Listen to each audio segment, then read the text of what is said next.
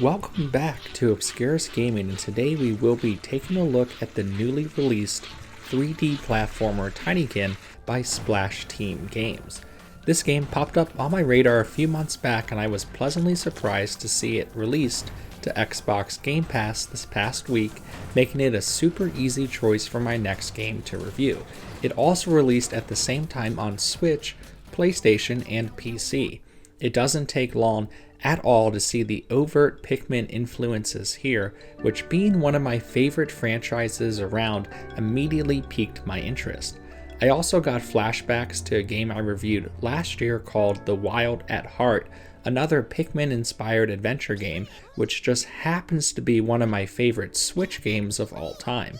Will Tinykin give The Wild at Heart, or even Pikmin itself, a run for its money? Let's find out.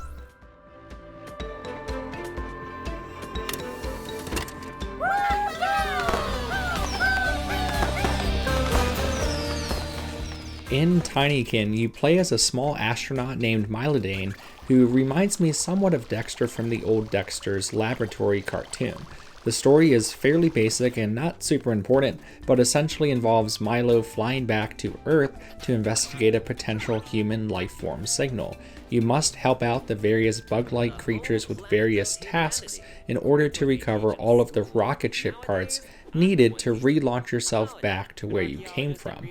These tasks are simple in nature and have you solving light environmental puzzles using your team of Tinykin that you collect along the way.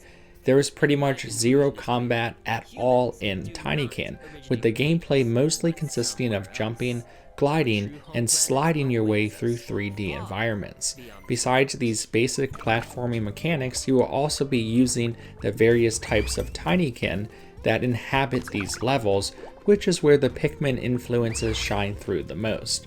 Each Tinykin has a specific ability, such as the pink ones who can interact with obstacles or lift objects, red ones which allow you to blow up those obstacles, or green ones which can form a ladder for you to jump from a higher starting point.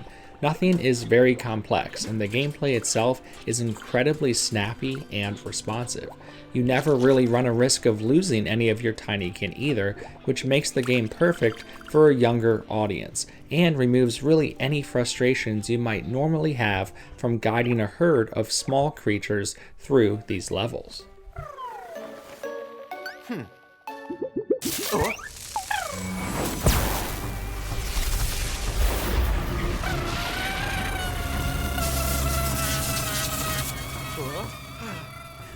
What was mostly surprising about the gameplay of Tinykin for me was the fact it is truly an old school 3D platformer at heart. It has way less in common with a strategy game like Pikmin, and has way more in common with a 3D platforming game like Banjo, even without the combat. Each level has you collecting certain objects in order to reach taller objects or secret areas, with plenty of other collectibles along the way. You will use the Tinykin themselves to accomplish these tasks, such as lifting objects out of your way, building a staircase, or using electric Tinykin to power on objects. It's always obvious what you need to do, making these very light puzzles to solve, with the focus being on exploring more than anything else. When doing so, basically anywhere you decide to go will lead to the immediate satisfaction of collecting something. The lack of enemies to fight definitely simplifies the gameplay experience, but there is still a nice sense of satisfaction of exploring every nook and cranny to make sure you didn't miss any secret items to pick up. If chill exploration games are your thing, you will definitely enjoy the gameplay here, but if you're looking for a deeper adventure or strategy game, you might be slightly disappointed.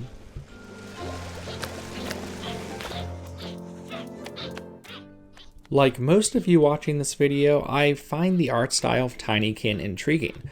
The characters are all Paper Mario style 2D sprites, but move around in a 3D world. The characters themselves are animated incredibly smoothly and look awesome, and really are the highlight here. From a technical perspective, the game controls flawlessly. However, I find the actual 3D environments of Tinykin to be a little bit bland and somewhat at odds with the look of the main characters. Most levels take place in different rooms of the house you crash landed in at the start of the game. with everything from the perspective of your bug-sized main character. Unfortunately for me, this is something I've seen a million times before, in games like Toy Story 2 from the N64 days, or more recently games like I Am Fish or It Takes Two. I'm not sure how many more games we need of books that act as staircases, rulers as bridges, plants as platforms, and so on. That being said, Tinykin does a good job with what it's working with plenty of creative aspects. It just unfortunately limits itself with the overall set pieces, and the environments just feel a bit too familiar. I feel like the game designers should have taken a slightly more fantastical route, which I think would have opened up the doors to more original and memorable level design and more in tune with the whimsical characters you meet along the way.